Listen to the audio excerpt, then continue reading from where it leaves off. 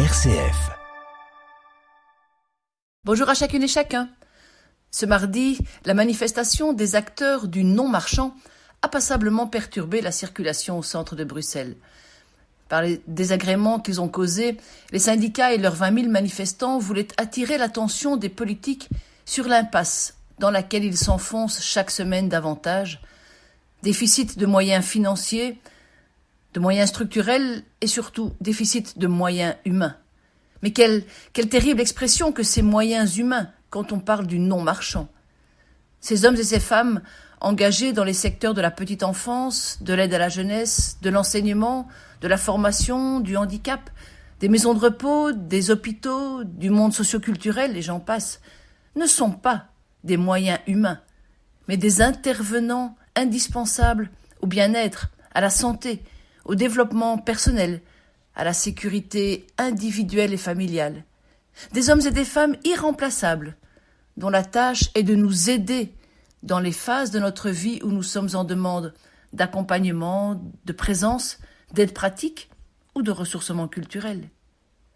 En Flandre, les mots ont évolué. On ne parle plus de secteur non marchand, mais de secteur à profit social. Vraiment intéressante, cette évolution sémantique. Il est tellement plus agréable de se définir en positif qu'en négatif. Ne plus se positionner en opposition au secteur marchand, mais mettre en évidence le profit, l'apport, la plus-value sociale que représentent tous ces hommes, toutes ces personnes au contact de la population. Car ce dont une société a le plus besoin, ce n'est pas l'accumulation des biens ou des avoirs, mais la croissance de l'être, du vivre ensemble, du bien vivre, chez soi, ou dans des structures qui favorisent l'autonomie. Malheureusement, la charge qui pèse sur leurs épaules est de plus en plus lourde, et au fil des semaines et des mois, celle-ci ne fait que s'amplifier dramatiquement, à l'image d'un jeu de dominos qui finit par les mettre à terre. Les tâches que l'on attend du personnel hospitalier, des enseignants, des éducateurs, sont de plus en plus nombreuses et lourdes. Le manque de personnel accroît la charge sur ceux qui sont présents, mais quand certains craquent, celles et ceux qui restent sont encore davantage accablés et finalement désertent leur poste et se reconvertissent dans des professions moins exposées. Et nous y sommes tous perdants.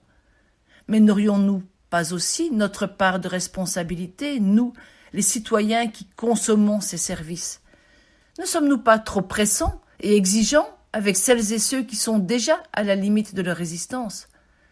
Peut-être nous faudrait-il aussi faire taire nos exigences, nos impatiences et notre irritabilité quand nous ne sommes pas servis comme nous le voudrions ou aussi vite que nous le voudrions.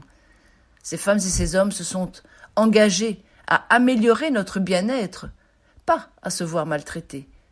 Alors peut-être devrions-nous recommencer à les applaudir, comme pendant le Covid,